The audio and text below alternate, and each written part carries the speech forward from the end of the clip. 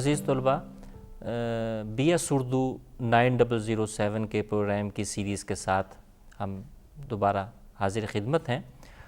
ہم اس سے قبل بات کر رہے تھے نذیر احمد کے ناولوں پر اور ہم نے ان کا ایک سرسری تعارف حاصل کیا۔ اب ہم تفصیلی بات کریں گے شامل نصاب ہمارے ناول توبۃ النصوح پر، اور توبۃ النصوح کی اہمیت پر ہم اس کے بعد بات کریں گے، اس کی کردار نگاری، اس کا اسلوب، اس کا فکری جائزہ، اس کا فنی جائزہ، لیکن اس سے قبل آپ اس کے کہانی سے ضرور آشنا ہوں۔ اور آپ سے یہ بھی گزارش ہے کہ تلخیص جو ہے یہ نعم البدل نہیں ہے اصل ناول کا، اس سے آپ کو صرف اس کے پلاٹ کا ایک اندازہ ہو سکتا ہے، اس کے موضوعات کا اندازہ ہو سکتا ہے، لیکن اگر آپ نے اس کی صحیح تفہیم کرنی ہے، اس کو آپ نے اس سے محظوظ ہونا ہے، آپ نے اس کی زبان کو دیکھنا ہے، سمجھنا ہے، اور اپنی زبان اردو زبان کو بہتر بنانے کے لیے بھی نذیر احمد کے ناول بہت اہمیت رکھتے ہیں۔ تو آپ سے گزارش ہے کہ آپ جو اصل ناول ہے اس کے اصل متن کا بھی مطالعہ کریں گے۔ جہاں سے یہ تلخیص میں آپ کے سامنے کرت کروں گا وہ ایک کتاب ہے ڈپٹی نذیر احمد کے نام سے، جو ان کی پڑپوتی نے تحریر کی ہے، اور ان کا نام ہے تاج بیگم فرخی۔ اس تلخیص میں بھی یا اس تعارف میں بھی آپ کو دلی کا محاورہ نظر آئے گا، اس لیے اس کا انتخاب کیا گیا ہے کہ آپ کو اس تلخیص میں بھی اس کی نذیر احمد کے اسلوب کی جھلک دکھائی دے گی۔ آئیے ہم تلخیص شروع کرتے ہیں۔ توبۃ النصوح کا پلاٹ سیدھا سادہ ہے۔ نصوح ایک کھاتا پیتا، بے فکر اور خوش باش انسان ہے، دینی اور دنیاوی ذمہ داریوں سے بے نیاز، تربیت اولاد سے غافل اور خاندان کی ذہنی کیفیت سے بے خبر ہے، وبا میں ہیضے کا شکار ہو جاتا ہے اور عالم یاس میں ایک خواب دیکھتا ہے کہ وہ سب سے بڑی عدالت کے روبرو ہے اور اس کے اعمال کی پرسش ہو رہی ہے۔ طویل ہونے کے باوجود یہ خواب بڑا اہم اور بیان کے ہر پہلو سے مکمل ہے۔ اس خواب میں نذیر احمد کا ذاتی مشاہدہ، تجربہ اور ان کا مقصد حیات، ان کی ادبی شان و شوکت، اردو ادب میں ان کی اہمیت، سب ہی کچھ نمایاں ہے۔ نصوح جب خواب سے بیدار ہوتا ہے تو وہ پرانا نصوح نہیں رہتا، ایک بالکل بدلا ہوا انسان ہے جو صدق دل سے اپنے خاندان کی ذہنی اور اخلاقی اصلاح کی کوشش میں مصروف ہو جاتا ہے۔ نصوح کو اس کار خیر میں، یعنی اپنے خاندان کی اصلاح میں، کار خیر میں طرح طرح کی مشکلیں پیش آتی ہیں۔ جہاں آوے کا آوا ہی بگڑا ہوا ہو وہاں معمولی فہمائش سے کیا اثر ہو سکتا ہے، لیکن نصوح نے مستقل مزاجی، صبر و تحمل سے کام لیا۔ سب سے پہلے بیوی کی اصلاح پر کمر باندھی۔ بیوی سیدھی سادھی عورت تھی، نصوح کے سمجھانے سے نماز روزے کی پابند ہو گئی اور چھوٹی بیٹی کو بھی اپنی راہ پر لگا دیا۔ دو بیٹے علیم اور سلیم بھی آسانی سے باپ کے جذبہ اصلاح کو سمجھ گئے۔ سلیم تو پہلے ہی سے دین اور اخلاق کی طرف مائل تھا، علیم بھی جلد ہی راہ راست پر آ گیا، لیکن بیاہی بیٹی جو میکے میں بیٹھی تھی، یعنی اپنے سسرال سے لڑ کر میکے میں رہتی تھی، تو پھر بھی اپنی ماں اور چھوٹی بہن کو خاطر میں نہیں لاتی تھی۔ مزاج کی تیز، پھوہڑ، بڑ بولی اور بے سلیقہ تھی۔ رہ گئے بڑے بیٹے تو ماشاءاللہ وہ سب گنوں پورے تھے، باپ کو خپتی سمجھتے تھے، دراصل وہ اپنے گھر کے لیے ایک اینگری ینگ مین تھے۔ توبۃ النصوح انہی دو بہن بھائیوں یعنی نعیمہ اور کلیم کے گرد گھومتا ہے۔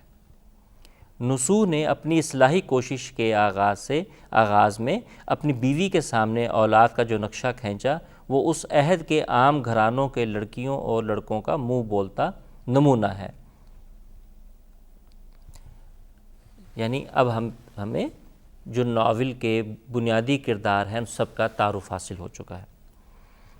کلیم کے بارے میں وہ کہتے ہیں کہ اتنا اکڑتا ہے کہ گردن گدی میں جا لگی ہے، کپڑے ایسے چست کہ گویا بدن پر سیے گئے ہیں، چھاتی پر انگرکھے کے بند ہیں، گھٹنوں تک پائجامے کی چوڑیاں پڑی ہیں، ایک دیولی برابر ٹوپی ہے کہ خود بخود گری پڑتی ہے، دوسرا ناہنجار صبح اٹھا اور کبوتر کھول باپ دادا کا نام اچھالنے کوٹھے پر چڑھا، پہر سوا پہر چڑھے تک کوٹھے پر دھما چوکڑی مچائی، مارے باندھے مدرسے گیا، عصر کے بعد سے پھر کوٹھا ہے اور کنکوا ہے، جس کو بعض اوقات کنکوا بھی کچھ حضرات کہہ دیتے ہیں، اردو لغت بورڈ کے مطابق یہ کنکوا تلفظ ہے اس کا، یعنی پتنگ بازی، اور کنکوا ہے۔ شام ہوئی اور شطرنج بچھا، اتوار کو مدرسے سے چھٹی ملی اور بٹیریں لڑائیں۔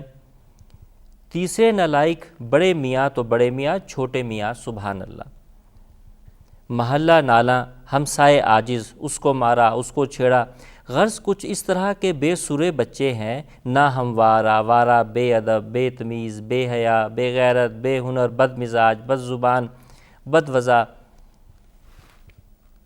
کہ دیکھ دیکھ کر میری آنکھوں میں خون اتر آتا ہے، یعنی یہ نسوح کہہ رہے ہیں کہ دیکھ دیکھ کر میری آنکھوں میں خون اتر آتا ہے۔